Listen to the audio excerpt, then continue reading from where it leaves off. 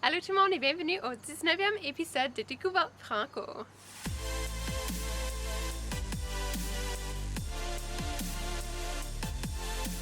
Cette semaine, on continue notre petit voyage pan-canadien. On s'arrête à l'ouest du Canada pour découvrir 4 artistes musicaux, dont 2 de l'Alberta et 2 de la Colombie-Britannique. Numéro 1, Christian de la Luna. Christian de la Luna est un artiste originaire de la Colombie, maintenant basé à Edmonton, en Alberta. Il nous propose une musique festive colombienne en espagnol et en français, avec des thèmes inspirés de la dure réalité de l'exil et de l'adaptation à un nouveau pays. Sa musique est chaleur et lumière, ses paroles sont des invitations à la fête, des mots d'amitié, ses rythmes sont ceux du cœur, du plaisir de la vie, et sa voix sonne l'urgence de vivre dans le moment présent. Voici un extrait de sa chanson « Elle », un voyage vers l'inconnu, vers la liberté. Parfois elle se promène, nue dans mes veines, calibre à mes dilemmes, en se faisant humaine. Elle a fait tomber mes carcasses plutôt puériles. Pour la remercier, je bricolais un sourire ensemble pour aller au plus profond de nos envies. On est monté au ciel perdu dans nos désirs. Numéro 2, Saint-Pas César. Saint-Pas César est un auteur-compositeur-interprète folk-rock francophone, né et élevé à Edmonton. Il a grandi étant exposé à la musique francophone de partout et il est connu pour ses rythmes groovy qui incitent la danse. En 2019, Saint-Pas César a été couronné un des gagnants du 30e Chante-Ouest. Grâce à ceci, il a eu la chance de représenter l'Ouest canadien tout récemment au Festival international de la chanson de Granby. C'est là où il a livré une performance super spéciale et énergétique que vous pouvez encore visionner à partir de Facebook et où il a remporté le prix de la nuit émergente de Sudbury. Voici un extrait de sa chanson Parasite, composée lors de la résidence Les Rencontres qui chantent en 2018. T'as du plaisir à m'égratigner le cœur quand tu parles de bonheur.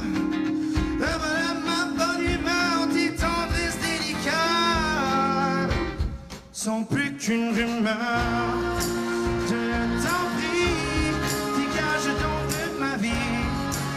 Ça semble si l'esprit. La merveille de ton âme me semble parasite. Ton charme ravageur me pousse à la nuit. Numéro 3, Véronique Trudel. Artisane et musicienne éclectique et créative, Véronique Trudel nous partage ses inspirations avec une douceur, une originalité et une sensibilité contagieuse.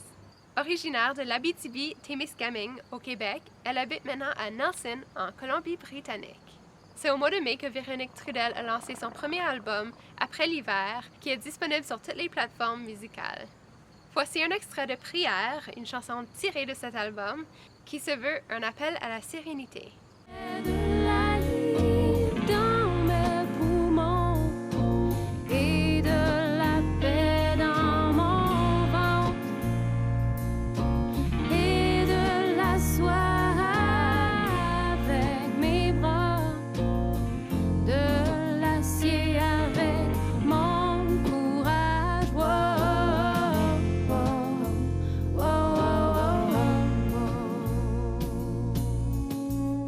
Numéro 4, Matt Stern.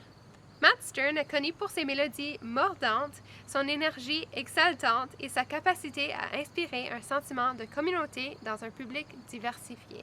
Né à Montréal et actuellement basé à Victoria, sur l'île de Vancouver, il est très actif sur la scène musicale. Son nouvel album, Take It or Leave It, qui est sorti en janvier 2020, propose un mélange de chansons électroniques et acoustiques.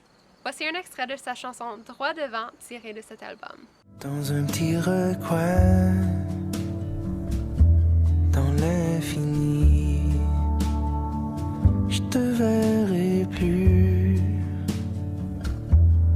comme avant, et on marchera plus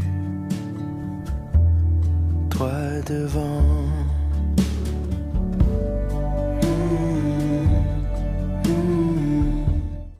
J'espère que vous avez bien aimé les découvertes de cette semaine. Vous pouvez retrouver toutes les chansons qu'on présente dans le cadre des Découvertes Franco sur notre liste de lecture Spotify. Le lien se trouve dans le texte de cette publication. Voici maintenant Rachel avec d'autres choses à découvrir dans l'univers franco. Cet été, les arts de cirque à Montréal restent bien vivants malgré le confinement. Cette semaine, j'ai découvert la façon dont les circassiens continuent à partager de la joie avec les gens grâce à l'art de rue. Je vous propose premièrement de visionner un mini-documentaire dans lequel quelques artistes expliquent la façon dont la pandémie leur a affecté, mais aussi comment ça leur a présenté une opportunité pour explorer de nouvelles voies pour leur art. Si vous avez le goût de voir un peu plus d'art de rue, le Festival des arts de ruelle a lieu en ce moment, du 28 août au 13 septembre à Montréal. Les performances sont diffusées en direct sur leur page Facebook, alors assurez-vous d'y jeter un coup d'œil pour voir ce qu'il y a au programme. Si le cinéma vous intéresse, le Festival Montréal Complètement Cirque a tourné une série de 8 courts-métrages mettant en vedette les arts de cirque en milieu urbain. Chaque performance raconte une histoire et la cinématographie est vraiment excellente. J'ai été captivée par cette réunion du cinéma, du cirque et de la ville. Alors je vous recommande fortement d'aller la découvrir. À jeudi prochain!